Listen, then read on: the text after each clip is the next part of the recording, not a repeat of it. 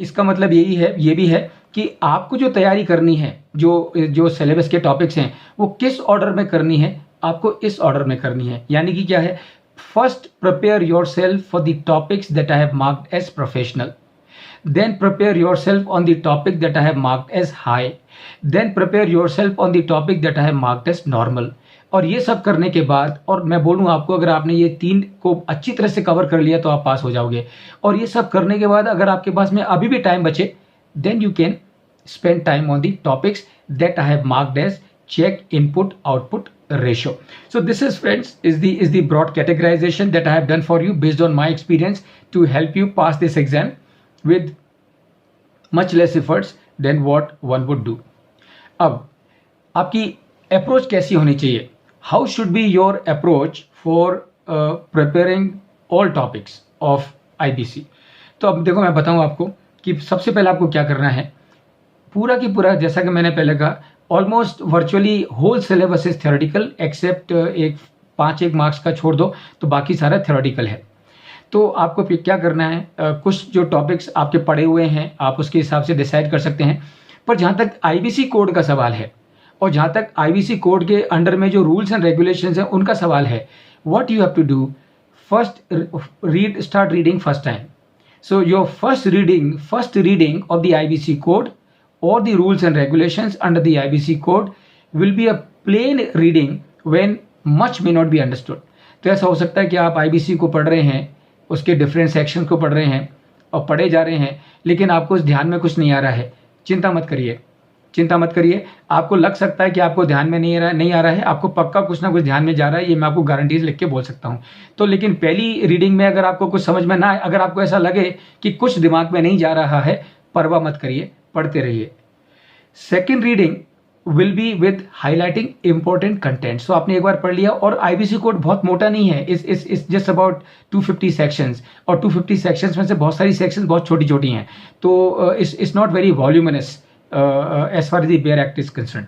सो second reading जब आप करेंगे उसमें क्या करिए, उसमें will be take a highlighter, जो हाईलाइटर पेन होता है ना, येलो और ग्रीन कलर का, तो पिकअप है हाईलाइटर पेन।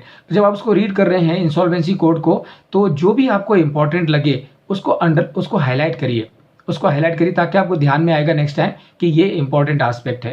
बिकॉज कोड में भी, रूल्स और रेगुलेशंस में भी बहुत सारी चीज़ें ऐसी होती हैं जिनको कि अपने को समझने की जरूरत नहीं है, क्योंकि या तो अपने को पहले से ही मालूम है, और या फिर वो बहुत रूटीन और मंडेन है, जहाँ से कि कुछ मार्क्स के क्वेश्चन बनते भी नहीं है। तो आपको सब जगह ध्यान देने की जरूरत नहीं है, खाली जो जो इंपॉर्टेंट है उसको आप हाईलाइट करिए। जब आप थर्ड रीडिंग जब करते समय, उस समय then you start making notes. So separately एक notebook, take a notebook, and in that notebook start making notes। And also not only start making notes, साथ साथ क्या करिए, कोई भी आपको टॉपिक डिफिकल्ट लगे, अरे यार ये समझ में नहीं आ रहा है, ये तीसरी बार रीडिंग चालू है पर ये समझ में नहीं आ रहा है, what you should do, make a note of that topic somewhere on a separate notebook, कि ये टॉपिक मुझे समझ में नहीं आ रहा है, this topic I will spend some more time later on। So that is what you will do with the third reading। And when you will do the fourth reading, remember you do not have to read the book. For the fourth reading, you read your notes, and that is more than enough। Your notes will give you complete idea of the complete IBC code, all the rules, or the regulations। So that is what will happen in the fourth reading। और जब आप fifth reading करोगे, तब तक तो आपको ये पूरा इतना इजी और हो जाएगा, समझ जाएंगे कि आप by looking at the notes को देखोगे, तुरंत आपको आंसर आ जाएगा, क्वेश्चन भी आ जाएगा दिमाग में और आंसर भी आ जाएगा।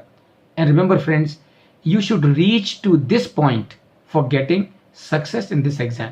सो this is what should be your approach for the preparation of all the topics that you have as part of this programme, this exam. And I am sure अगर आप ऐसा करते हैं तो based on my experience I can tell you, you will surely pass this exam। You will surely pass this exam, because this exam is being passed by so many people। So if it is being passed by so many people, there is no reason as to why you and I cannot do it। We only have to ensure that our preparation is absolutely par excellence। Now let us look at the topic wise discussion। And अब हम क्या करेंगे friends, अब हम जो ये जो पूरा जो सिलेबस है आईबीसी के एग्ज़ाम का, हम उसके अलग अलग जो टॉपिक्स हैं उसको एक एक करके देखेंगे और उसमें मैं आपके साथ में शेयर करूंगा कि कौन सा टॉपिक कितना इंपॉर्टेंट है, एंड नंबर 1 एंड नंबर 2 उसमें उसका कितना वेटेज है, यानी कि हर एक टॉपिक का जो टॉपिक है उनमें से कितने मार्क्स के क्वेश्चन एग्जाम में आएंगे.